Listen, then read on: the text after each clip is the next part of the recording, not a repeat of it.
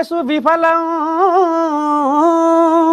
6 guarantee లేవు job calendar లేదు ఆర్థిక వ్యవస్థ అస్తవ్యస్తం బీజేపీ పెబ్బ రామచంద్రయ్య చూసుకో అగ్గి మీద గుగ్గినవై నీ దండం పెడితే ఇక మరి పొగ పెడుతుండు సారు. అన్ని రంగాల్లో కాంగ్రెస్ విఫలమైందట. బీజేపీ పెట్టాలి. ఇదంతా మనం చదవాల్సిన ఏం పని లేదు తాత. అన్ని రంగాల్లో బీజేపీ విఫలం. కాకపోతే వీరు బీజేపీ మన రామచంద్రరావు గారు పెద్ద మనిషి బీజేపీ అధ్యక్షుడు కనుక ఏం మాట్లాడితే తెలియక కాంగ్రెస్ పెట్టిండు. ఇది యాక్చువల్గా ఇది బీజేపీ.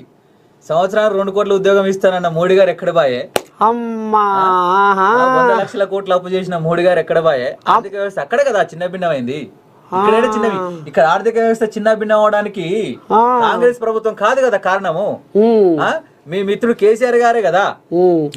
అప్పు చేసిపోయింది. మీరు 6 గ్యారెంటీలు 100 రోజుల్లోనే అమలు చేస్తామంటే నేనేమంటున్నా, నువ్వు కుటుంబ పెద్దవు, నీకొచ్చిన ఆదాయ వనరులను బట్టి నీ కుటుంబాన్ని సాకుతావు.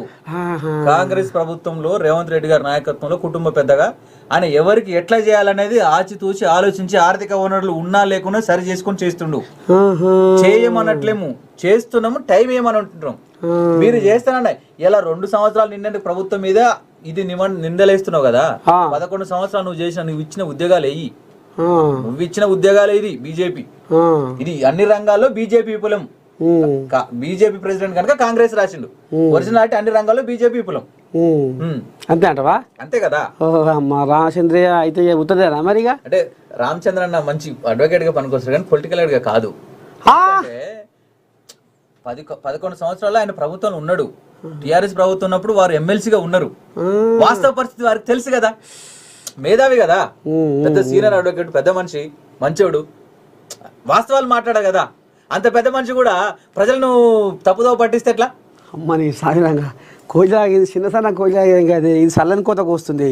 వామ్మో. ఇక పోతే ఇది చూపి మీరు ఇక్కడ చూడండి, కనిపిస్తారు తెలంగాణ ప్రభుత్వం హీరోలు కనిపిస్తారు. చెప్పుకుంటే ఇప్పటిదాకా ఇంట్లో హీరో అని ఇది వాస్తవం కాదంటున్నా. ఇప్పుడు వీరు రాసిండ్రు అని అంటే రామచంద్ర రెడ్డి గారు రాసింది వాస్తవం కాదు అంటున్నా. అమ్మని సాయిరంగా గొర్రెచ్చి 1000 కోట్ల అది చేయడం కాదు. ఇంజనీరింగ్ డాక్టర్లు చేసుకున్న పిల్లలను ఊళ్ళకి తీసుకొచ్చి గొర్రెగాయమని చెప్పడం కాదు. ఇది కదా నువ్వు ఇచ్చిన డబుల్ బెడ్రూమ్ వెయ్యి. సరే, మొత్తానికైతే మధ్యన మూత మోగుతుంది అంటావు. ఇది గొర్రెల స్కామే. 700 కోట్లు చెప్పి